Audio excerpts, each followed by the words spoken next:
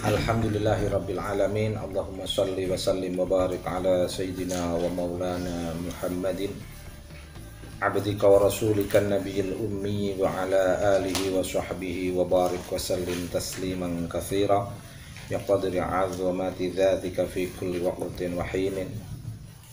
Rabbi shrah li sadri wa yassir li amri wahlul 'uqdatam min lisani yafqahu qawli, amma ba'd. Pesan hikmah-hikmah yang diajarkan oleh Ibnu Athaillah As-Sakandari ini bisa kita gunakan untuk menguatkan semangat kita, memotivasi jiwa kita, menguatkan pilihan kita, berpegang teguh kepada prinsip tiga ajaran yang tadi disebutkan, Islam, iman, ihsan. Tetapi kali ini saya akan mengambil titik poin dari pesan Ibnu Athaillah As-Sakandari yang bisa kita pahami untuk menguatkan prinsip ajaran Islam. Sebelum beberapa teks saya bacakan, perlu kita review kembali tentang prinsip Islam itu. Bisa dipahami dari Islam sebagai nilai dan Islam sebagai instrumen amal menuju Allah Subhanahu wa ta'ala. Islam sebagai prinsip nilai memiliki tiga makna, yaitu Islam al-inqiyad, condong kepada Allah. Islam bisa bermakna at-tafwid, pasrah kepada Allah. Dan Islam bisa bermakna at-taslim, yaitu condong kepada Allah. Yang kalau secara spesifik taslim itu condong, al-inqiyad itu tunduk kalau diartikan spesifik. Tapi kebanyakan orang memaknainya Islam dalam satu ruang condong, tunduk, dan pasrah. Biasanya tidak diklasifikasi satuan-satuan makna harfiah tadi.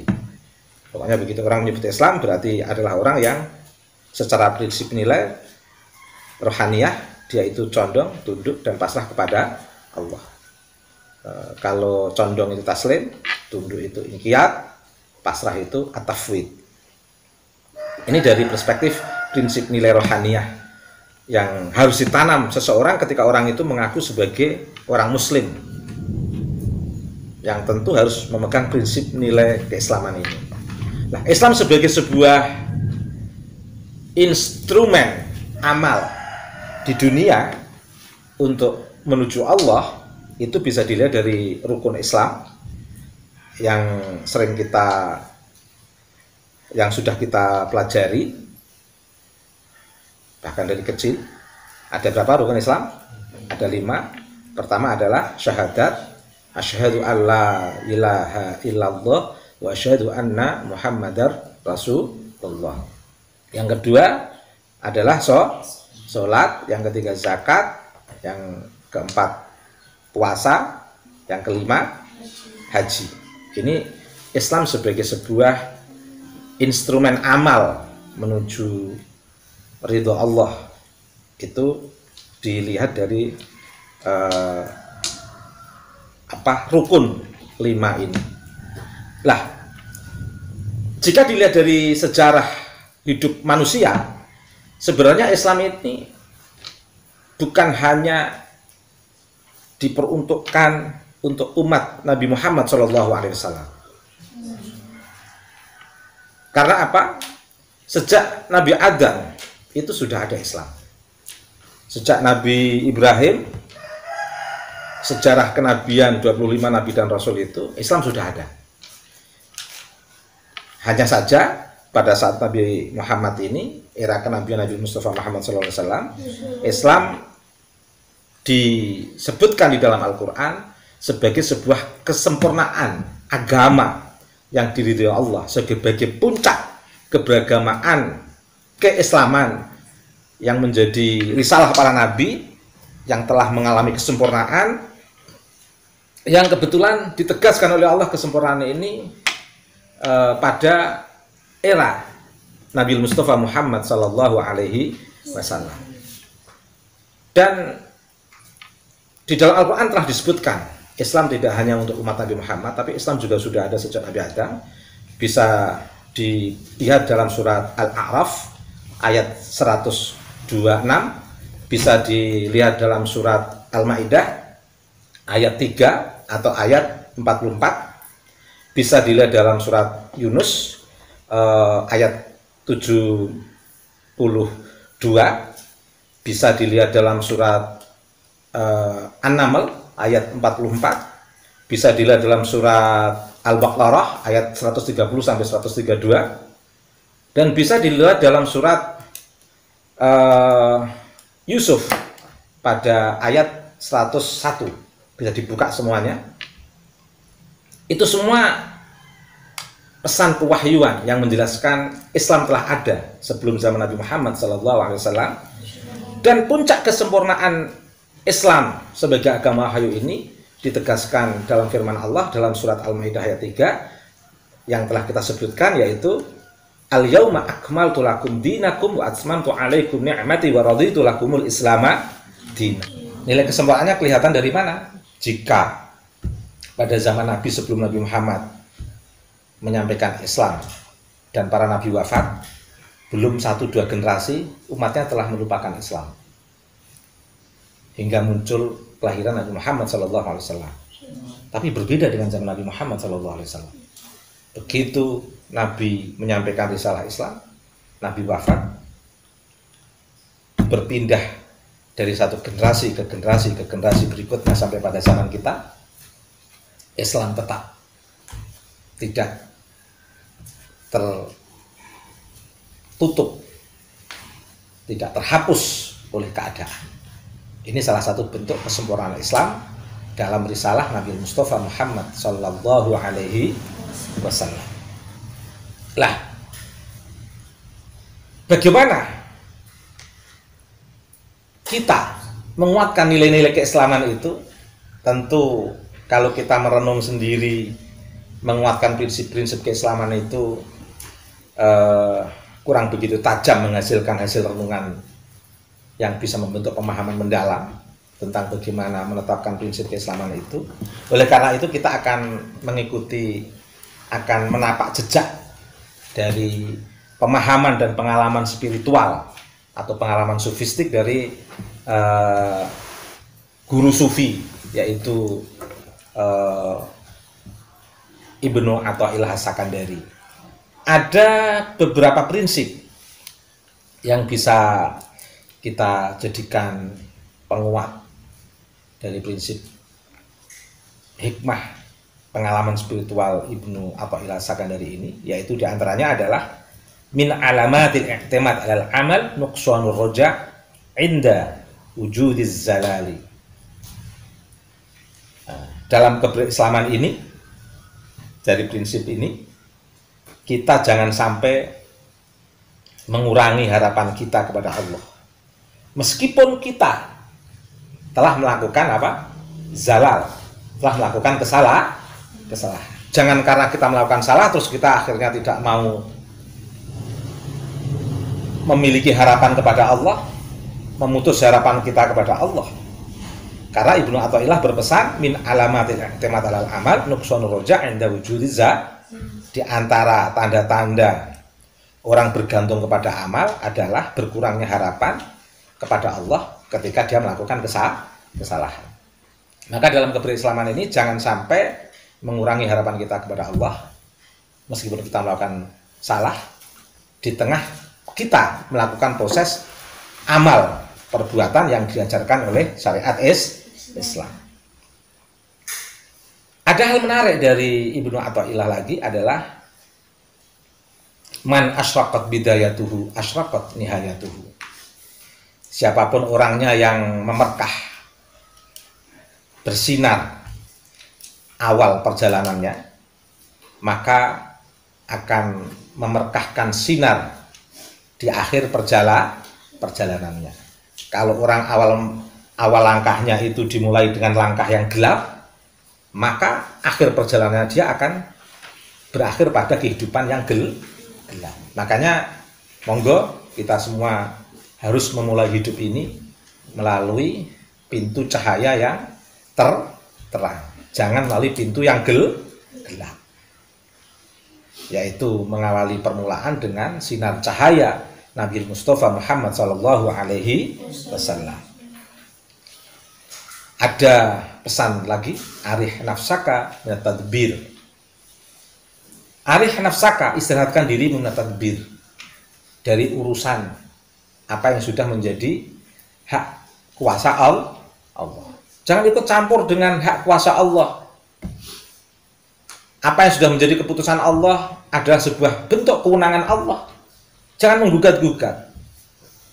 Atau jangan memaksakan diri, kalau kamu begini, kamu akan begini, dan kamu harus begini. Jangan mengharuskan sebuah sikap perbuatan kita dalam kehidupan ini.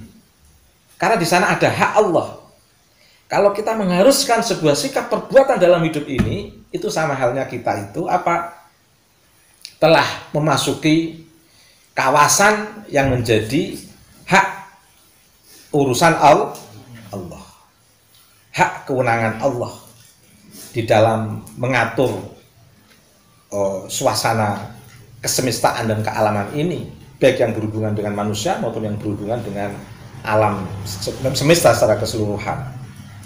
Ada hal menarik yang perlu diperhatikan adalah aslu kulli ma'syiatin wa ghaflatin wa syahwatin ar-ridha 'anil nafsi.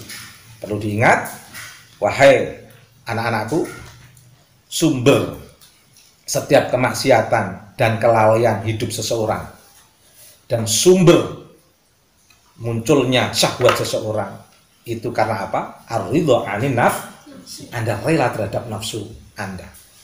Makanya sebisa mungkin Anda jangan rela terhadap nafsu Anda. Ketika nafsu Anda ingin melakukan sebuah kemaksiatan, sikap mubazir, Anda jangan rela. Ditahan itu nafsu itu. Jangan Anda lepas rela terhadap apa yang dikehendaki nafsu. Karena sikap seperti itu akan menjadi apa? Sumber kemaksiatan, kelalaian dan syahwat. Sebaliknya, wa aslu kulli ta'atin wa yaqdhatin wa iffatin adamur ridha minka anha. Sumber ketaatan dan kesadaran dan kesucian yang tetap bisa melekat dan bertahan pada diri umat manusia, umat dari Nabi Mustafa Muhammad SAW wabil khusus, itu adalah adamur ridha minka anha. Tidak adanya sikap rela kamu terhadap nafsu. Makanya kalau Anda rela terhadap nafsu, maka akan memunculkan kemaksiatan, kelalaian dan syahwat. Anda tidak rela terhadap nafsu, maka akan memunculkan ketaatan, kesadaran dan sikap kesucian sikap. Ingat, al-ghafilu idza asbaha yanzur madza yaf'al wal 'aqilu yanzur madza yaf'al Allahu bihi. Madza yaf'alu Allahu bihi. Jadi, orang lupa dalam hidup ini perlu Anda perhatikan ya. Siapakah orang yang lupa? Dan siapakah orang yang berakal itu? Orang yang dikatakan lupa dalam kehidupan ini adalah orang yang ketika bangun pagi dia memikirkan apa yang diperbuat. Jadi bangun tidur terus berpikir ini apa yang tak lakon. Itu ciri orang yang lupa atau enggak. Tetapi kalau orang yang berakal, dia akan merenung, berpikir, memandang tajam dengan jiwa dan pandangannya. Dia akan bertanya, madza yaf'alullahu bihi? Apa yang akan apa yang akan dijalankan Allah? Apa yang akan menjadi kehendak Allah untuk saya hari ini? Itu ciri orang apa?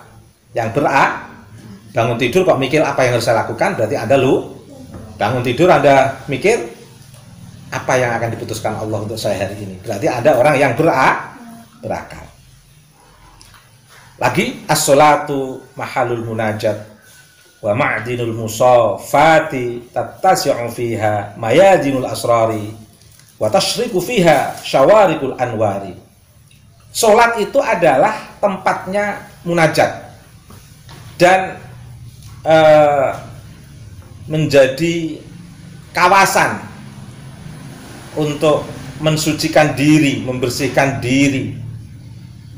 Karena di sana terbentang luas di dalam suasana sholat itu kawasan-kawasan rahasia dan memerkahnya cahaya dari sebuah cahaya yang terang. Oleh karena itu kalian jangan sampai meninggalkan sholat, karena sholat ini itu adalah bagian daripada tiang agama. Makanya orang-orang tua kita kalau pesan kepada anaknya, pertama ojo lali sholat, jangan lupa sholat. Alima qillatanuhu dil ibadi ila muamalatihi fa aujaba alaihim wujuda ta'atihi fasaqahum ilaiha bisalasil ijabi. Allah mengetahui sedikitnya semangat seorang hamba untuk melaksanakan ibadah kepada Allah. Karena itu Allah mewajibkan kepada seorang hamba untuk taat kepada Allah, biar tidak loyo semangatnya, biar bangkit semangatnya. Karena taat dan tidaknya orang itu punya kalau dia taat merasakan anugerah dari Allah, kalau tidak taat tidak akan mendapatkan apa-apa dari Allah. Tapi itu semua pun kembali kepada rahman Allah. Oleh karena itu, salah satu cara Allah agar hambanya semangat di dalam melaksanakan ibadah ini, digiring fasaqahum ilaiha bisalasil ijabi, digiring dengan rantai tugas-tugas yang harus dilakukan. Tapi aneh memang, sehingga Allah juga heran, diistilahkan di dalam kitab hikam ini, ajaba rabbuk min qaumin yusaquna ilal jannah bisalasil.